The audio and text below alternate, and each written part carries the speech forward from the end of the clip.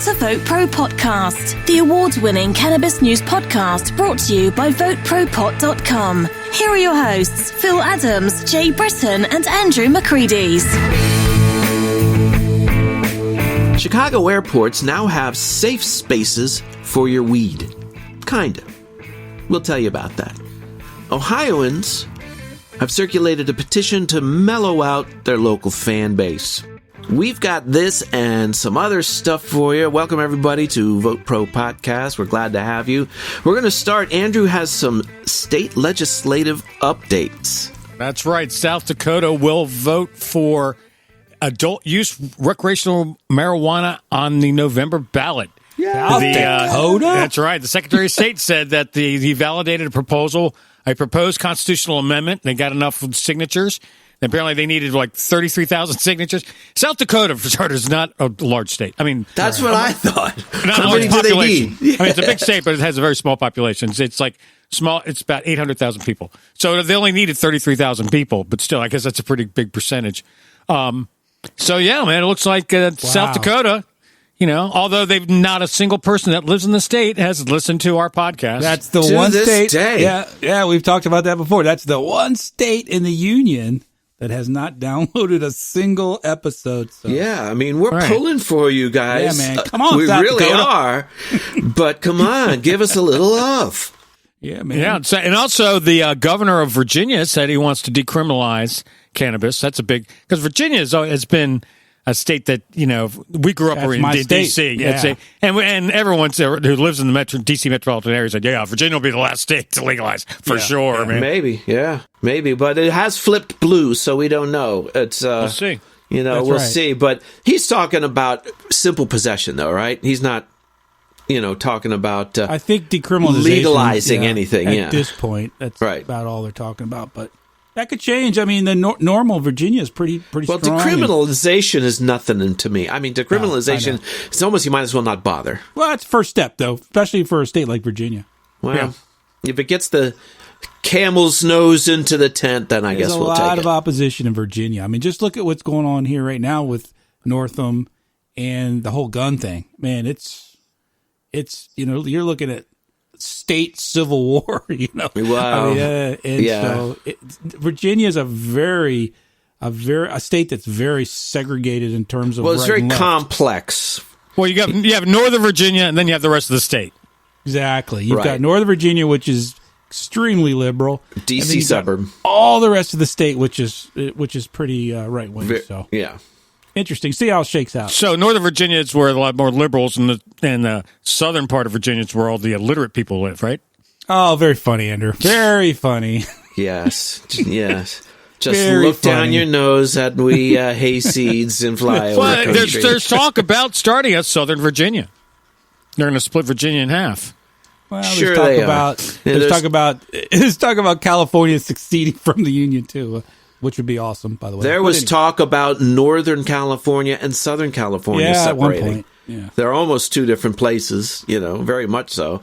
Yeah, but as we were talking about last week, how the opposition is having a blitzkrieg, their own battle of the bulge here, where they're really doing their last effort to really go after it. But on the other hand, there's a lot of pro people that are going crazy in states that you never thought it would happen, like Oklahoma, man. They crushed it in Oklahoma. Like South Dakota. And now South Dakota's come along in Virginia. I mean, I can remember when we first started this podcast, we were going, I remember talking about, these states will never do it. These states. Right. And then when Oklahoma flipped, we were like flabbergasted. We couldn't believe. Oh, you know, a lot of it's perception, too. I think a lot of people who are not afraid to stand up for their beliefs now with regard to legalization and reform. Right. Who wouldn't have done that 20 years ago because it's too dangerous. Right. It's not the death sentence to your career as it used to be. And that's helped a lot. Yeah. And I think what's helped for that is is medical. Because, you know, you can't help it if you've got a medical condition and you've been prescribed this. It's the thing to do. So it's not as judgy, you know, a thing. Exactly. And so people say, all right, well, medical, but, you know, and that's making it easier. It's very much the icebreaker. Yeah. Well, in lots of states, they write different rules regarding how you qualify for a medical card. So. Yeah, and speaking of that, We're talking about Ohio. Speaking of states, Ohio is a state. Yes, it is, and it's a state with a couple of really horrible NFL football teams: the Browns and the Bengals. Not that we can talk because we got the Skins. Suck just as bad. Yeah, we got no room to say anything. The Bengals went 2-14 this year, and Browns Nationals won the World Series. and the Browns went 6-10. So with that in mind, we understand that Ohio has a medical program now, and in order to qualify for that program, you have to be diagnosed by a qualified doctor with one of the qualified conditions. Yep. And there's like 25 of them on the Ohio list. Everything. And didn't it take forever for them to actually implement it? It was like 2-3 years or something like that. Yeah, it took forever. Yeah. In fact, they just implemented it. And there's still just a freaking handful of dispensaries at this point. But it's coming along. But things like epilepsy, obviously, Alzheimer's, Parkinson's, AIDS, spinal cord disease, all kinds of stuff.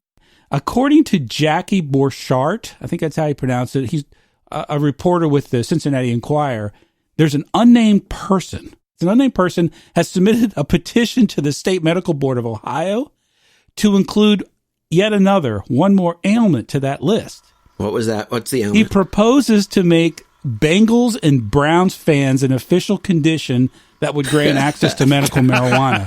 So if you're a Bengals or a Browns fan, you can go to your doctor and you will qualify for your medical card and you can buy weed. Well, I think it's not a bad idea. I mean, if you're a Redskins fan, you can qualify for psychiatric help. So we'd like to hear from some of our listeners in Ohio. How do y'all feel about this? And if you're a Browns or a Bengals. Now, the Browns went 6-10, which isn't horrendously terrible. Yeah. The Bengals, man, in the toilet, 2-14. Really? Yeah, that's really bad. That's really bad. But I mean, the thing is, you have to root for your team anyway. Right. You don't have a choice. I still root for the Redskins. They suck. Yeah. But I can't help that. I'm the fan. It's not my job. Didn't the Browns invent the whole paper bag over the head thing?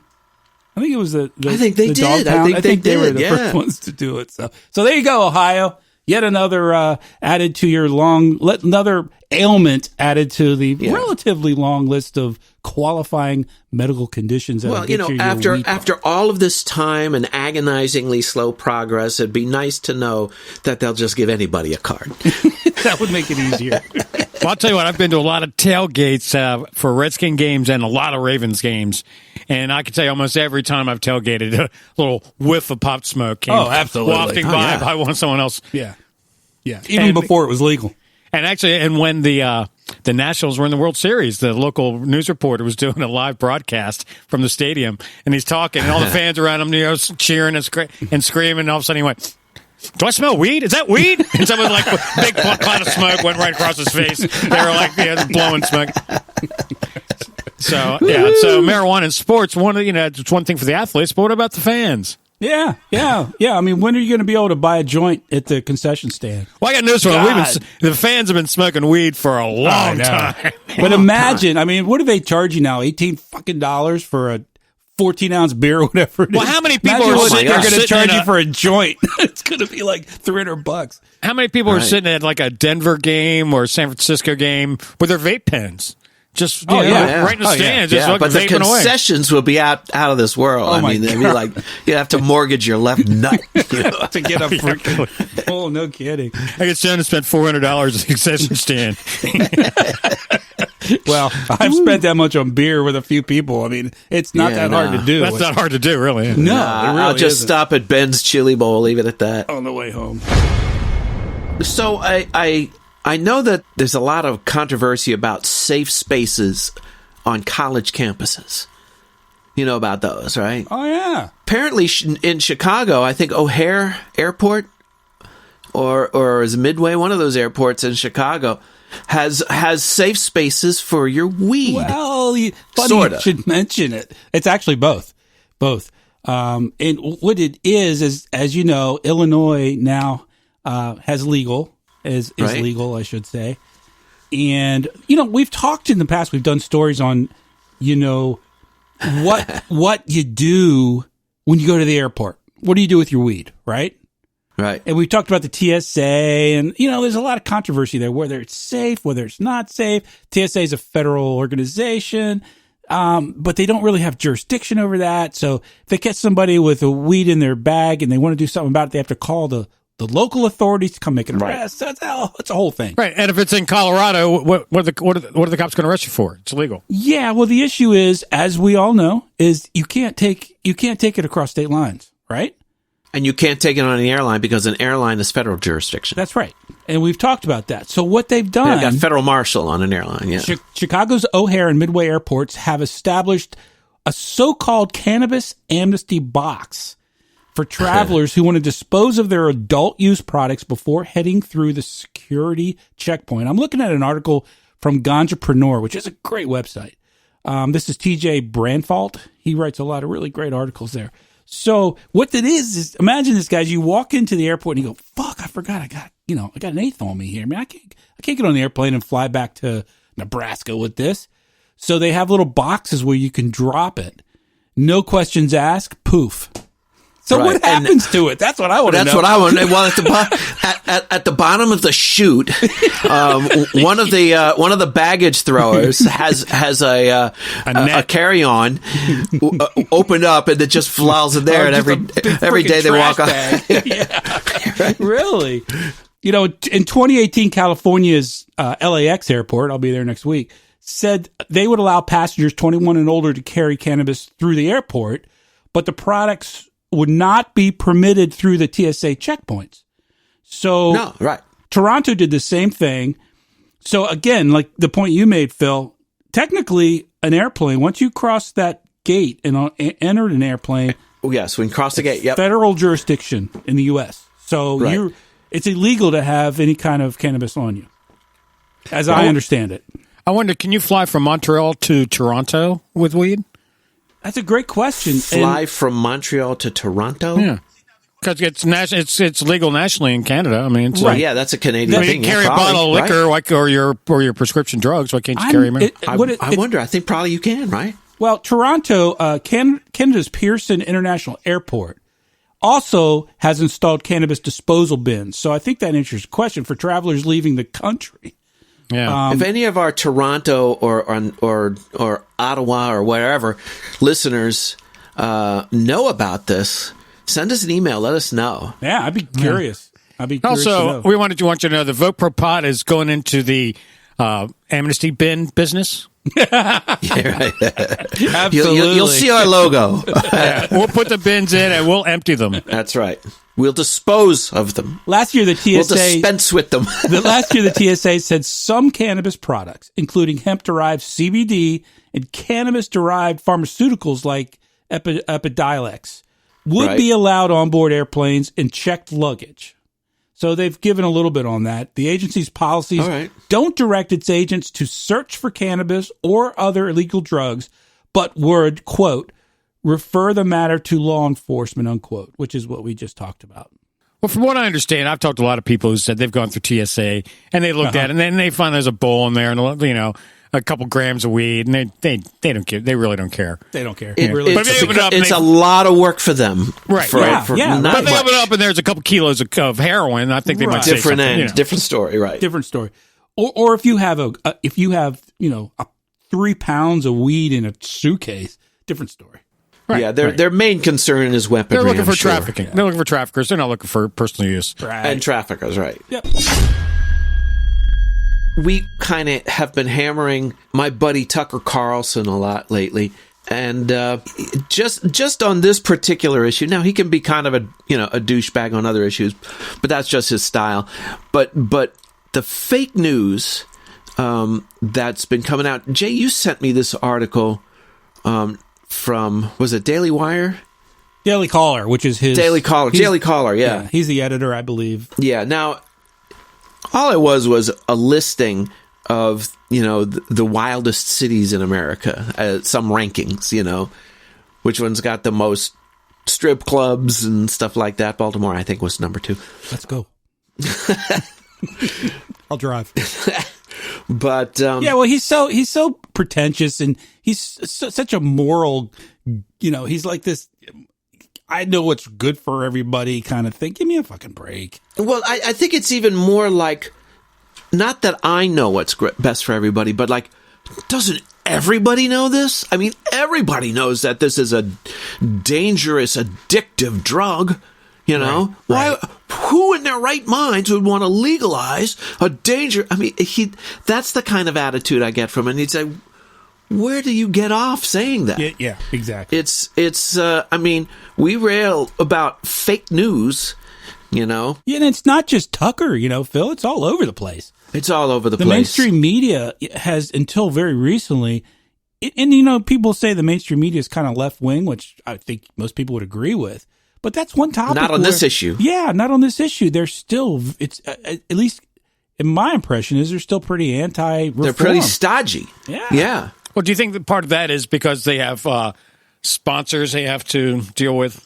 That's a good point. That could be. That's got to be it. That's a pretty good point. I didn't think of that, but yeah, it could be. But that should not influence the fucking news. It should. No. Right. It shouldn't influence the news. You know, if we're talking I Love Lucy, that's one thing. Right. You know, reruns or something, or you know, back in the day when you had to, you know, they had to sleep in separate beds. But it has been an issue with people with political commentary shows. Yeah. You know, a lot of their backers, their sponsors back out, and they end up losing their show. Well, but that is not news. That's commentary. Yeah. Well, the news is commentary now. Well, that's a big problem.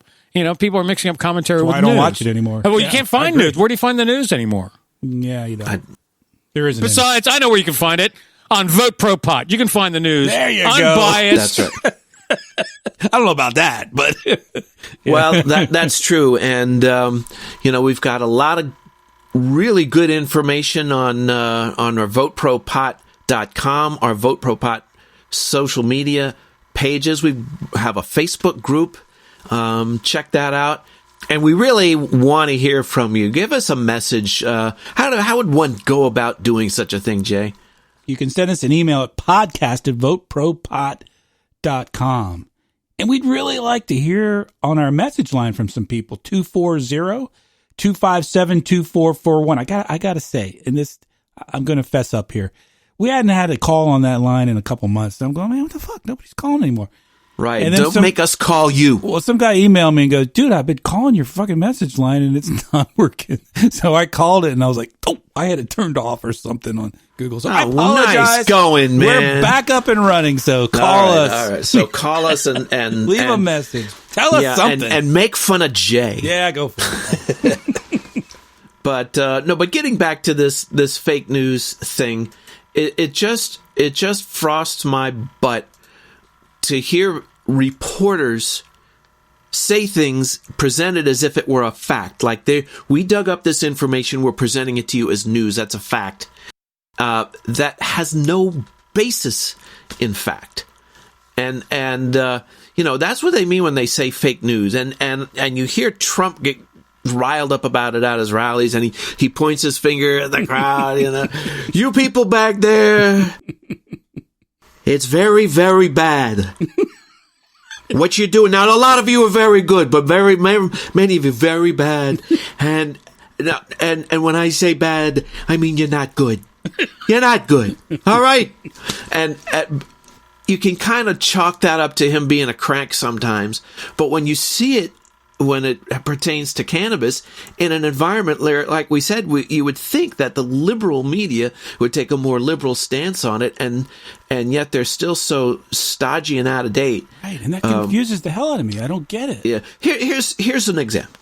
ABC News from yesterday: marijuana edibles might not be as safe as thought. Health experts warn. Now, let me tell you about these health experts, okay? Who are these health experts?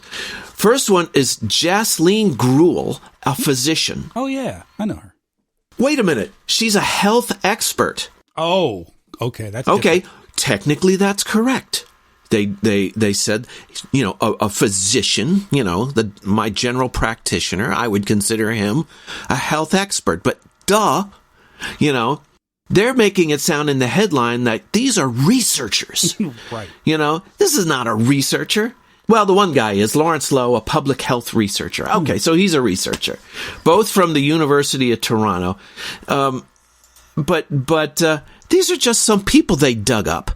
You know, you can find people with credentials who will tell you, you know, you can find some will tell you one thing and some will tell you the other thing. You pick the one you want. Yeah, lawyers do it in the courtroom all the time, you know? Right. So they're basically just giving their opinion. They're not stating facts from collected data. From an expert, from a health expert. A health expert giving you the facts. So what does the story say? Well, it says, for example, with the prospects of even more edibles being consumed by the public this year, physicians and health experts are warning that consumers should tread lightly. What they're saying is, first of all, if it's possible to eat too much. Oh my God! And here's the danger of eating too much. You get too high. What? You fall asleep. You have a bad night. Do you die? No. Has anyone ever died? No. Do you get some other illness? No. You wake up refreshed. You watch you sit on Netflix and you binge and you say, "Holy crap! I'm never doing that again." Well, yeah, we've all done that. That's about as far as. Am I right? Yeah, exactly. It's about as far as it goes. Well, do they say the same about alcohol? Right. Because if you ever serve yourself with alcohol under some condition, it will kill you. Yeah, that's right. Yeah. Fireball goes down like candy. That's the danger of it, you know. And next thing you know, you've put a big old dent in a bottle of Fireball, and you're freaking wasted. Hanging over the toilet. Because it's so yummy.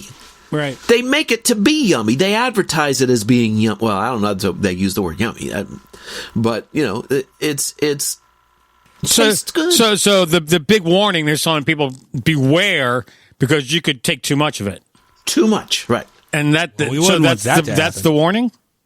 That's the one. No, there's the other one is, they're talking about cannabis naive individuals are, quote, at particular risk for overdoing it, even if they follow the dosing. You know, it's like that comedian who ate the whole cookie. You're supposed to only eat a third of the cookie, and he ate the whole thing. You know, it's a cookie. But okay. But the other one is another notable risk is the potential for children to accidentally consume the edibles. I am frankly getting sick. That's and the magic word. Tired children. Yeah. Of what about the children? Yeah, please. I don't care what product you're selling.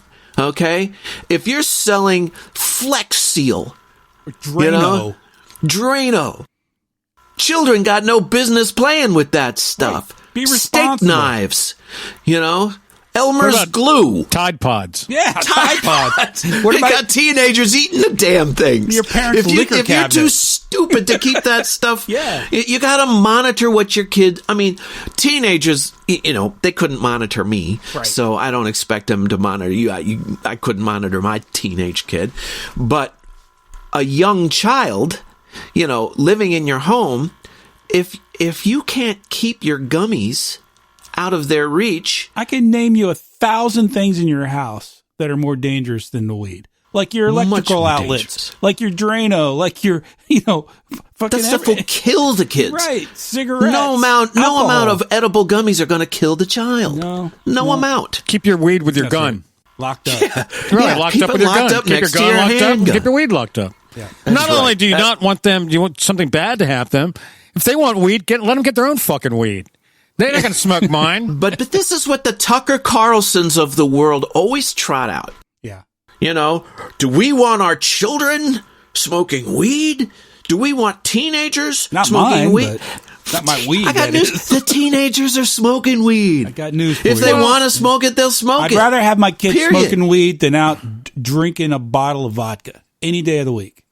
Moreover, I would rather have them smoking legal, government-inspected weed than vaping black market, vitamin E condensate or whatever the fuck it's called. Yeah, acetate. Right, exactly. Acetate. No, that's a great point. So I'm getting a little soapboxy again. I'm probably sounding preaching just to the choir. like him. Yeah, it sounds like you got sort of a thorn in your paw about Tucker Carlson. A little bit. We need to get that MFer on this show. And is this kind of like an ex-girlfriend kind of thing? Yeah, it seems like it. Yeah. Yeah, it's kind of a breakup. You used to love him, I used to watch his show kind of all the time, and it's kind of a breakup. He's it's like that old saying, you can be dating a great hot woman, but no matter how hot you think she is, somewhere in the world there's some guy who's sick of looking at her. So, and it's the same thing with these news shows. Do you drive by Tucker's house? No, I think he lives in California. Oh, no, he lives in Chevy Chase. You're stalking him on Facebook, are you? Yeah, no, I have no idea where he lives. Creepy. No, we're joking around. Tucker Carlson's people. No. We are no threat. Don't worry about it. Just hi. Just joking. Just his name is Phil Adams. And he lives in Montgomery County. Of the three of us, Andrew has by far and away the most experience at dispensaries, right? Oh, cool. Well, yes.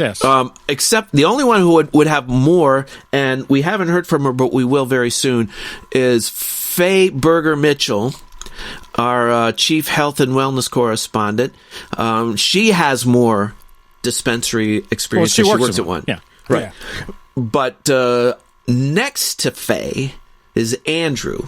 And you've got, you talk to people at who work at dispensaries all the time. Well, not only I'm very interested in the industry and have been since its concept. I mean, I was seriously considering and spent some time preparing to apply for a permit in Maryland, right. but opted not to after before legalization. Here. Before legalization, yeah. This is getting a waiting list. And also, I was down at all the state meetings, and I got into.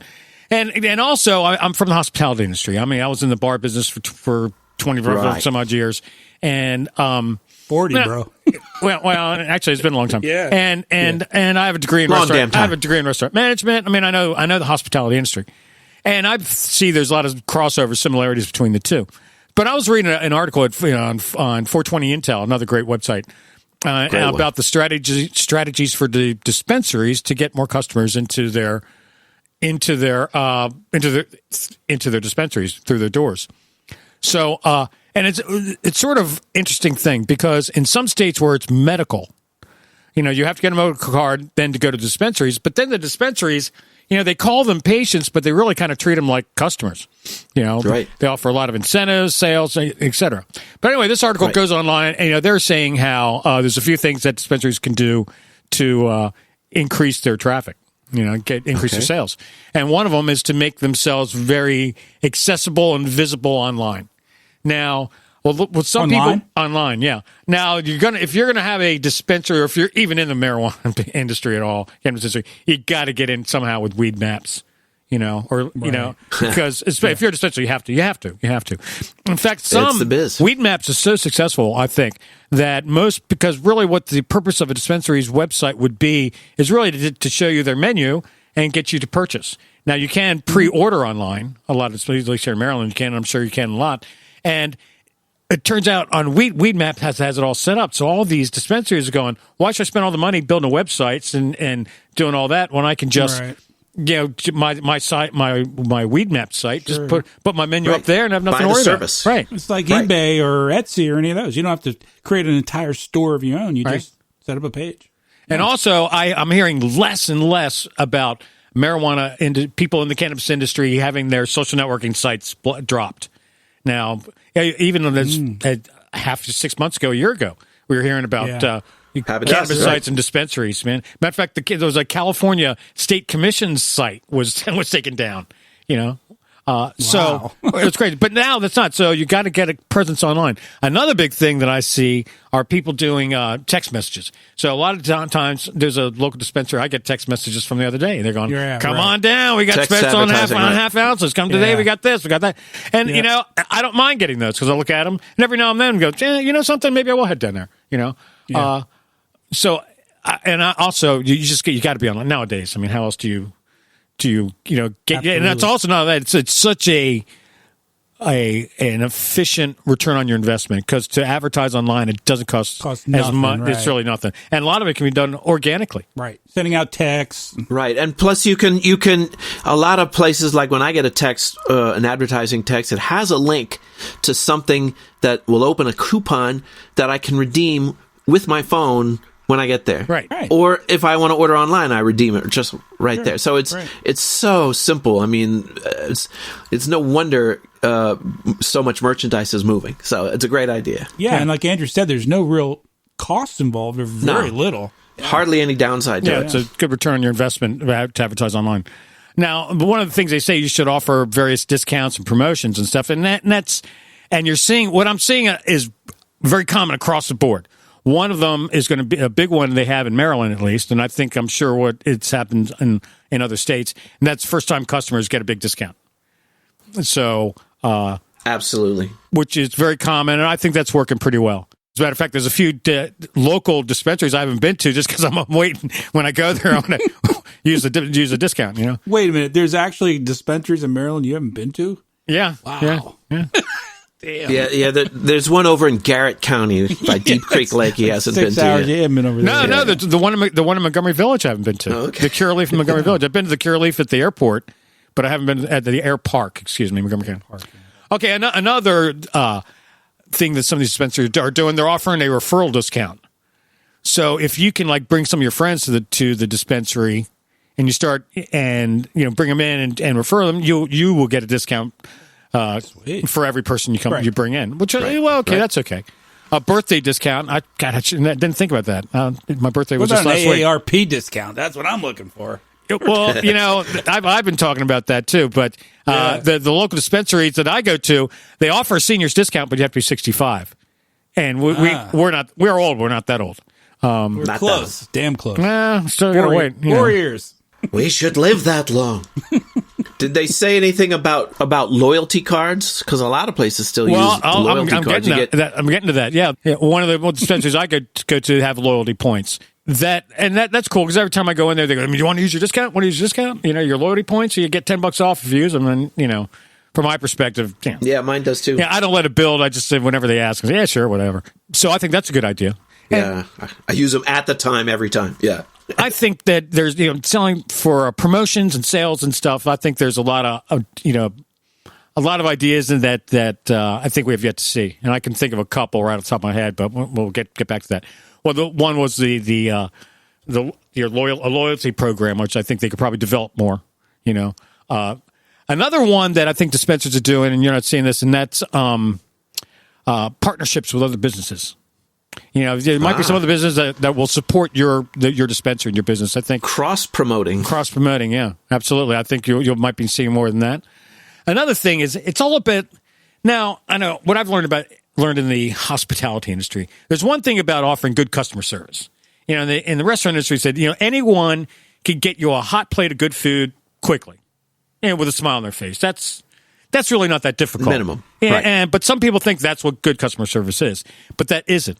It's not really customer service. It's about hospitality. It's about the way you make the customer feel. And so one of those ways is you just got to be personal. You got to keep in touch. You send them happy birthday. We haven't seen you in a while. Just called to say hi, or we're doing a special promotion. Collecting toys for tots for Christmas. Please, help us out with there. And if I had the dispensary, they were sending me messages like that, emails or texts. So, oh man, okay, next time I come down, I'll stop up the toy store. Grab some toys for some kids. And throw it in the box. That'd be cool. That'd make me feel good. Yeah, and then also if you they call you back. Oh, remember that promotion we did? Here's some photographs. Well, we passed them out to all the kids and stuff.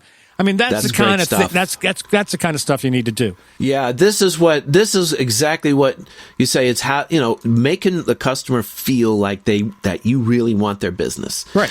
And it's the difference between and I've been in marketing a long time, and one of the things they talk about is the difference between good service, great service, and memorable service. Right. Service that's so good that you'll tell other people about it. Right. And there's word of mouth is still the most powerful force in marketing, and that's one great way to get it.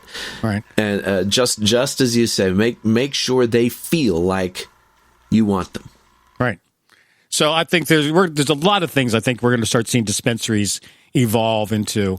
One thing I'm surprised at the Maryland dispensaries is like, guys, mixed merchandising, guys. There's other stuff you can sell, besides just weed. Get on board. Well, they have CBD pet products. They've got some of them do, and some of them have. But they've got ancillary products, Right. But you could put in like soaps and everyday, health and beauty products. It's a health and beauty product, really. So much of retail is, the value per square foot.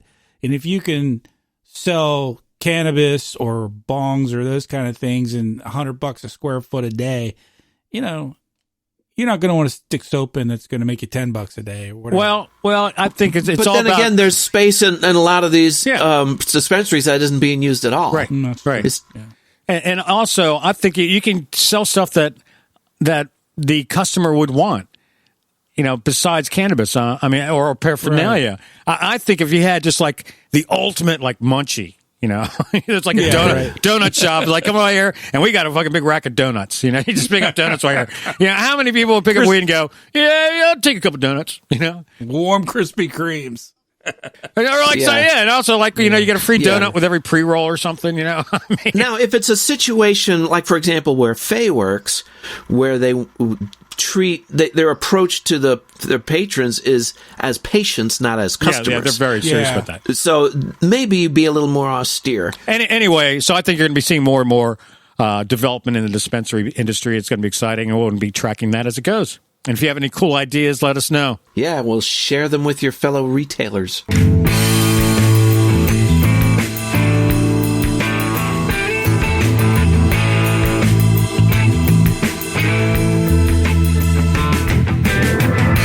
guess that's all I need to talk about. What about you guys? I'm good. I've gotten everything off my chest. I wanted to get that fake news thing out there because it was kind of simmering a little bit. Yeah. Well, we've gone on long enough. Jay is giving us dirty looks because he's going to have to edit this. Yeah. So listen, we love to have you with us. We're glad that you joined us. If you like the show, and of course you did, let's face it, give us a 5-star rating on Apple Podcasts, on Stitcher, on whatever platform you're using. It really helps us. And tell a friend. Get other people involved. Send us an email at podcast@VoteProPot.com. And there's so much going on in the cannabis industry every week that we can't cover it on the podcast. So check us out on social networking. Go to Facebook, LinkedIn, Instagram, and Twitter and do a search for Vote Pro Pot. Lock me up, find me good, label me a menace to your quiet neighborhood. I don't grow no plants, the state says I can't. That's not freedom, freedom, freedom. That's the point. Smoke a bowl, I roll a joint, do what I want. If I hurt nobody, that's the point. And if I wanna get high, why shouldn't I? That's not freedom, freedom, freedom. That's the point.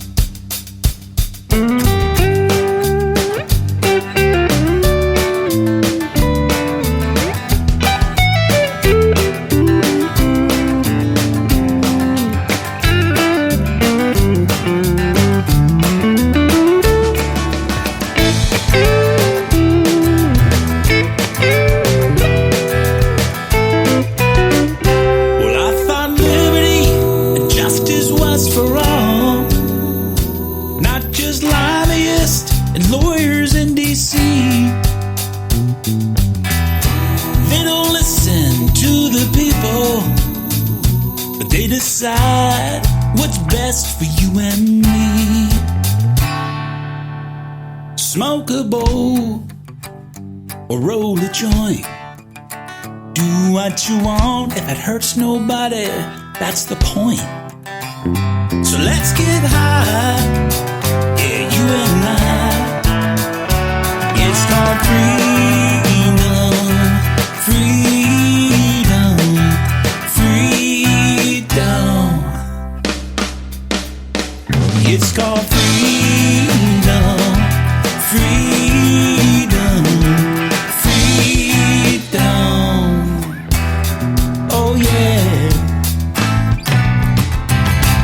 the point?